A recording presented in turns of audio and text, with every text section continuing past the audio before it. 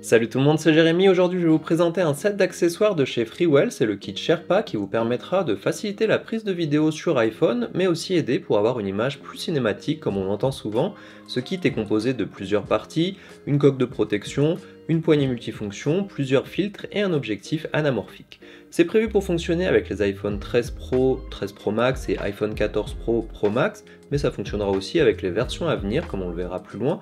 Et même si vous n'avez pas d'iPhone, ça peut vous permettre d'en apprendre plus sur ces différents accessoires qu'on peut aussi trouver pour d'autres modèles de smartphones et qui fonctionneront sur le même principe. Le premier accessoire, c'est donc une coque de protection qui sera nécessaire pour pouvoir utiliser les différents accessoires. De prime abord, elle n'a rien de particulier et c'est justement un point positif car on a des fois des coques façon cage dédiées à la vidéo permettant d'accrocher tout un tas d'accessoires et de protéger le téléphone au passage. Et le problème, c'est que celles-ci sont vraiment énormes et on est obligé de l'enlever dès qu'on n'en a plus besoin car elles sont trop encombrantes et lourdes. Ici, c'est pas le cas, la coque ressemble à une coque standard et on pourra donc la garder tout le temps sur son iPhone sans être gêné ou de devoir prévoir à l'avance qu'on va utiliser les accessoires et d'apporter la coque avec soi. Elle protège bien les contours tout en revenant au niveau de l'écran, elle est compatible MagSafe, le dos est légèrement antidérapant, on a des boutons et des ouvertures pour les boutons, haut-parleurs et connectiques et les objectifs sont bien protégés. Là où elle vient apporter quelque chose en plus, c'est justement au niveau des objectifs. Pour le grand angle et le téléobjectif, on a des encoches qui permettront de venir accrocher l'objectif anamorphique et l'ensemble du bloc photo est aimanté pour pouvoir y mettre les différents filtres. La couleur sera pas forcément la plus intéressante qui soit, on a juste la couleur bleue avec le logo Freewell, mais je trouve que ça passe quand même assez inaperçu comparé à des coques beaucoup plus imposantes. Le second accessoire qu'on va venir mettre sur la coque, c'est la poignée. Celle-ci vient s'accrocher dessus pour améliorer la prise en main et se rapprocher d'un appareil photo plus classique. Elle est composée de plusieurs parties. La zone d'accroche avec un revêtement antidérapant. Sur le dessus, on a une griffe porte-accessoires pour y accrocher un micro ou encore une lumière, plusieurs pas de vis en fonction des accessoires et un bouton fonctionnant en Bluetooth et qui permettra de déclencher la prise de vidéo ou de photo sans avoir à toucher l'écran. Sur le dessous, on a d'autres pas de vis et la base est au format Arca Swiss, un standard pour pouvoir le fixer sur un trépied directement. Alors déjà rien qu'avec ça serait intéressant pour la prise en main et la possibilité de le monter sur un trépied facilement, mais en plus cette poignée s'ouvre et se transforme en mini perche à selfie. Dans ce mode là, on peut retirer le bouton Bluetooth pour le mettre au dos et ça permet donc de se prendre en selfie, mais surtout ça permet de tenir le smartphone différemment si vous voulez filmer en hauteur, depuis le sol, dans certaines positions où ça serait compliqué de le tenir normalement.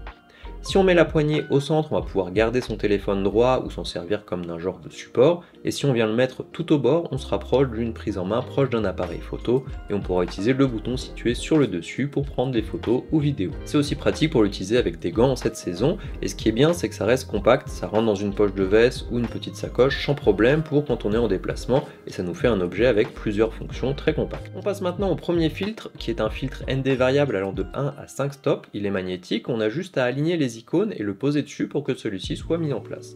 Ça va vite à mettre et à retirer et il va couvrir l'objectif principal et le téléobjectif, mais par contre pas l'ultra grand angle. Enfin il le couvre mais ça ne fonctionne pas avec malheureusement. Un filtre ND c'est en fait un genre de lunettes de soleil pour un appareil photo ou ici un smartphone pour diminuer la lumière qui entre en faisant coulisser la bague qui se trouve dessus. Alors à quoi ça sert de faire ça? En photo vidéo on peut agir sur trois parties pour exposer une image afin de ne pas avoir trop ou pas assez de lumière, les ISO, l'ouverture de l'objectif et la vitesse d'obturation.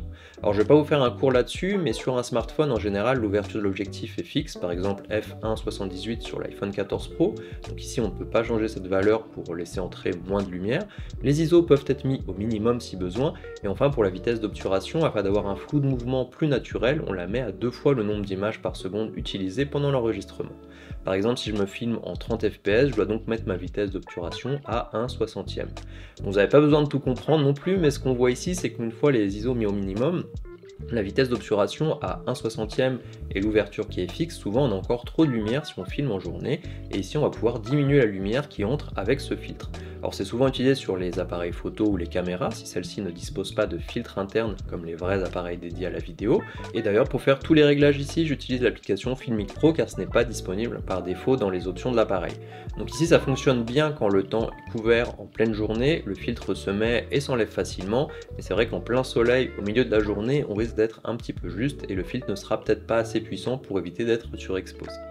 D'ailleurs, on peut aussi utiliser les filtres ND en photo pour faire de la pose longue au besoin. Le second filtre, c'est un filtre appelé Diffusion Snow Mist 1/4. C'est un filtre qui va venir diffuser un peu plus la lumière sur l'ensemble de l'image. On a certains filtres qui se concentrent que sur les lumières par exemple. Ici ça va adoucir un peu les lumières et casser un peu ce côté smartphone qu'on a sur une image où tout est très détaillé comparé à une image plus cinéma. Je vous ai mis différents exemples pris avec de jour et de nuit. Alors c'est pas flagrant la différence entre les deux images, c'est plutôt autour des sources de lumière que ça se voit le plus, mais effectivement ça rend l'ensemble plus doux si on peut dire, un petit peu moins net et forcément ça casse un peu ce côté smartphone et c'est ce qu'on veut pour avoir une image un petit peu plus cinématique si on peut dire. Les filtres arrivent dans deux boîtes et ont chacun un cache pour quand on le met en place sur le téléphone. J'aurais bien aimé que les caches soient dispo en deux fois pour protéger l'avant et l'arrière, éviter de devoir prendre la boîte en entier avec soi, ce qui est moins pratique à transporter vu qu'on ne va pas laisser le filtre sur l'iPhone pour le transporter a priori, et puis ici on n'a pas de filtre ND intégré comme ça se fait parfois, donc si on filme en pleine journée et qu'on a trop de lumière, on va être embêté sur ce filtre Snow Mist. On passe maintenant à l'objectif anamorphique pour avoir ce look cinéma. Alors déjà, à quoi ça sert un objectif anamorphique de façon générale? Ça permet d'enregistrer une image plus large, elle est étirée comparée à ce qu'on a l'habitude sur un objectif qui est de forme ronde. Il est nécessaire du coup dans ce cas-là d'utiliser l'application Filmic Pro ou une application équivalente pour pouvoir filmer avec et voir l'entièreté de l'image pour l'avoir directement en fait dans le téléphone. Sinon on peut enregistrer avec l'application normale et ensuite retravailler l'image par la suite pour lui redonner les bonnes dimensions, mais dans ce cas là on voit pas trop ce qu'on est en train de filmer, on verra pas très bien les bords si l'image est bien cadrée ou pas. Il faut aussi penser à désactiver la stabilisation pour éviter d'avoir des effets étranges sur l'image. Je vous mets un exemple où justement je l'avais pas désactivé et effectivement les images sont plus vraiment utilisables par la suite, donc pensez qu'on évitera de l'utiliser pour bouger dans tous les sens si on n'a pas de stabilisateur externe en plus pour éviter les saccades. Comme on a une image qui est étirée comparée à d'habitude, elle va prendre plus de largeur que de hauteur et c'est pour ça qu'on a deux barres noires qui apparaissent en haut et en bas de l'image. Des fois sur des vidéos tournées avec des objectifs classiques, des personnes rajoutent ces barres pour donner un effet cinématique, mais en fait ils viennent juste cacher le haut et le bas de l'image en faisant ça. Ici naturellement il n'y a rien en haut et en bas. A part l'image plus large, on va avoir un bokeh différent. Les boules de lumière en fond qui sont floues, habituellement elles sont rondes quand on utilise un objectif classique, quand avec l'anamorphique on aura une forme plus ovale. Les bords de l'image sont moins nets que le centre de l'image, ou encore le sujet est moins détaché du fond, ce qui évite d'avoir un effet fond vert quand c'est finalement trop bien détaché et que la jonction entre le sujet et le fond est trop nette. Bon, sur un smartphone de toute façon on n'a pas vraiment cet effet vu la taille du capteur, mais c'est aussi pour que vous sachiez à quoi ça peut servir. Et finalement ce qui démarque sans doute le plus un objectif anamorphique, ce sont ces bandes de lumière qui apparaissent près des sources de lumière et qui font vraiment ce côté cinéma, car dans certains films c'est vraiment utilisé énormément, même trop, et ici on va avoir des bandes bleues. Et aussi un autre objectif proposé par Freewell qui sera lui avec des bandes dorées, donc en fonction des cas, de ce que vous préférez, ça peut être intéressant. Comme dit au début, l'objectif vient se fixer sur la coque, pas de façon magnétique, il faut l'aligner avec les encoches et simplement tourner, et il est fourni avec plusieurs filtres ND de ND8 à ND64 si on souhaite filmer en journée comme expliqué avant, mais aussi un filtre UV qui sert à protéger l'objectif. Le tout est fourni dans une petite sacoche de rangement.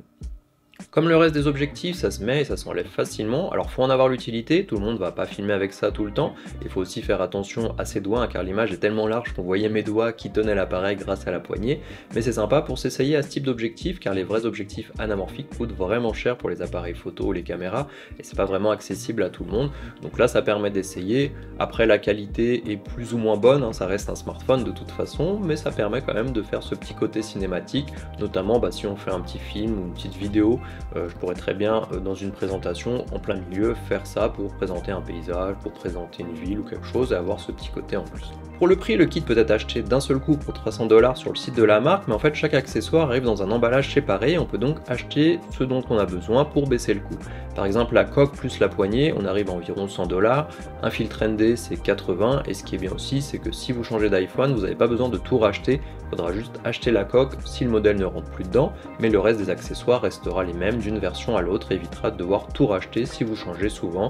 On peut même venir dévisser le cache du système d'attache pour les filtres et venir les changer par la suite. Donc la marque proposera ces mises à jour dans le futur. Alors dans l'ensemble, la coque plus la poignée permettent d'avoir une meilleure prise en main à l'utilisation, ça rapproche le smartphone à la prise en main d'un appareil photo et permet de le mettre sur trépied, ainsi que d'y rajouter des accessoires sans prendre trop de place. Les filtres ND permettent de filmer en respectant les bonnes valeurs de vitesse d'obturation, même si on aurait pu avoir quelque chose de plus fort pour quand on filme en pleine journée. Le filtre Mist lui permet de diminuer ce côté smartphone dans l'image, et enfin l'objectif anamorphique apporte ce côté cinéma. Donc dans l'ensemble ça aide pas mal si on souhaite utiliser davantage son iPhone comme un appareil vidéo, et la qualité de fabrication de l'ensemble est vraiment bonne. Freewell propose aussi des filtres et accessoires pour les vrais appareils photo plus classiques, donc c'est du sérieux. Et ce qui est bien ici, c'est qu'on peut emporter avec soi ce qu'on a besoin pour la journée sans s'encombrer et l'utiliser que quand on en a vraiment envie. Dans mon cas, je filme de plus en plus avec mon iPhone quand je sors et que j'ai pas vraiment envie d'emporter mon appareil photo. Et je sais qu'avec cette poignée plus les filtres, en tout cas, ça me permet d'améliorer la qualité d'image. Alors je vais pas forcément prendre les objectifs anamorphiques avec moi à chaque fois si j'ai vraiment pas prévu de l'utiliser. Je sais que cette petite poignée que j'ai ici, je peux facilement la prendre avec moi et la laisser dans mon sac, ça prend vraiment pas beaucoup de place et de toute façon je laisse le stock en place. Donc pour moi c'est un truc assez intéressant, donc n'hésitez pas à me dire ce que vous en pensez en commentaire, est-ce que c'est quelque chose qui peut vous servir? Dites-moi aussi si ce type de vidéo plus axé prise de vidéo ou de photos avec les smartphones peut vous intéresser, il faut que j'en fasse davantage. Et puis on se voit dans la prochaine vidéo.